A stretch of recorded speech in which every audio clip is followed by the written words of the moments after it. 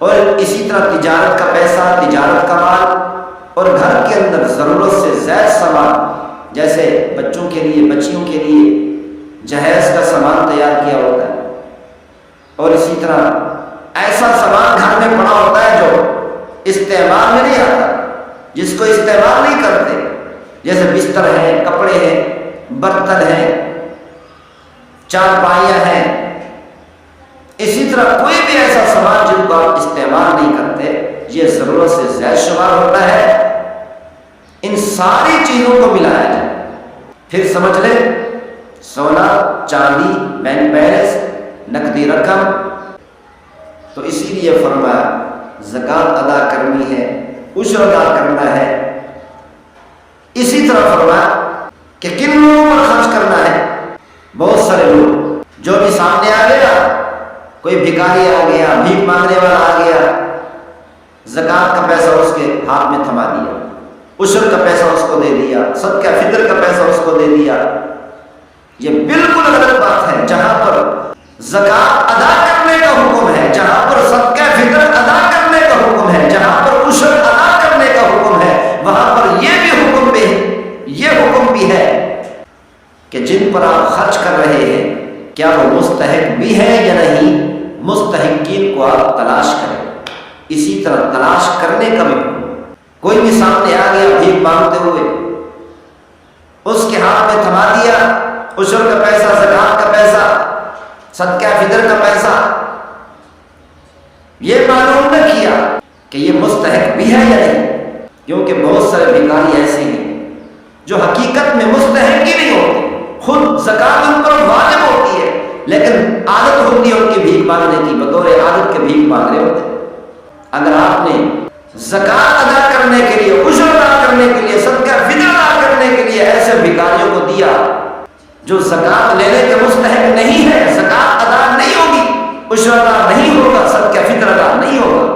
جہاں پر زکوٰۃ، عشر، صدقہ فطر ادا کرنے کا حکم ہے، وہاں پر یہ بھی حکم ہے کہ مستحقین کو تلاش کرو۔ جن پر زکوٰۃ واجب ہے ان کے اپنے گھر میں نوکر ہوتے ہیں، کام کرنے والے مزدور ہوتے ہیں،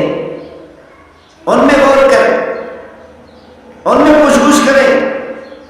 اگر وہ مستحقین ہے تو سب سے پہلے مستحقین وہی ہے، انہی کے سپرد کریں، زکوٰۃ کا پیسہ انہی پر خرچ کریں۔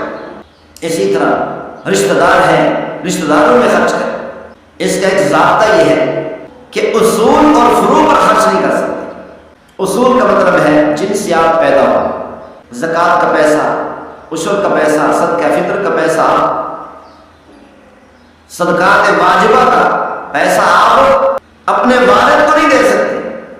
کیونکہ ان سے آپ پیدا ہو، والدہ کو نہیں دے سکتے، دادے کو، دادی کو، نانے کو، نانی کو، اسی طرح پر چلے جائیں، ان کو آپ زکوٰۃ، عشر کا پیسہ، صدقات واجبہ کا پیسہ نہیں دے سکتے۔ اور اسی طرح جو آپ سے پیدا ہوئے ہیں ان کو فروع کہتے ہیں۔ آپ کی اولاد ہے، آپ کے بیٹے ہیں، پوتے ہیں، بیٹیاں ہیں، نواسے ہیں، نواسیاں ہیں، یہ سارے آپ سے پیدا ہوئے ہیں، یہ آپ کے فروع ہیں، ان کو بھی زکوٰۃ نہیں دے سکتے۔ ان کے علاوہ بھائی ہیں، داماد ہے، بہو ہے، بہنیں ہیں، پھوپھیاں ہیں، خالائیں ہیں،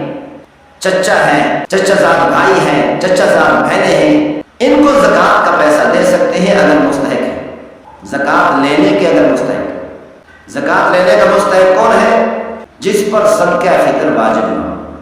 یعنی جن کے پاس سونا، چاندی، بینک بیلنس، نقدی، نقد رقم، اور اسی طرح تجارت کا پیسہ، تجارت کا مال، اور گھر کے اندر ضرورت سے زائد سامان، جیسے بچوں کے لیے، بچیوں کے لیے جہیز کا سامان تیار کیا ہوتا ہے، اور اسی طرح ایسا سامان گھر میں پڑا ہوتا ہے جو استعمال میں نہیں آتا،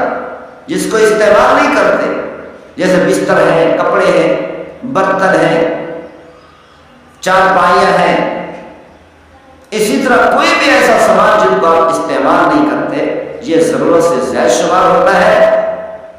ان ساری چیزوں کو ملایا جائے، پھر سمجھ لیں سونا، چاندی، بینک بیلنس، نقدی رقم،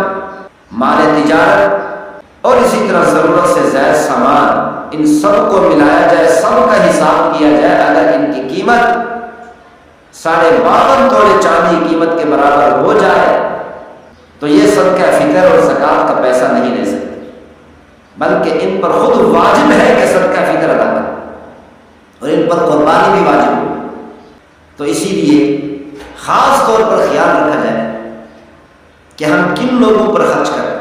ہم تلاش نہیں کرتے، غریبوں کو تلاش نہیں کرتے، فقیروں کو تلاش نہیں کرتے، مستحقین کو تلاش نہیں کرتے، جو بھی سامنے آ گیا اس کو تھما دیا،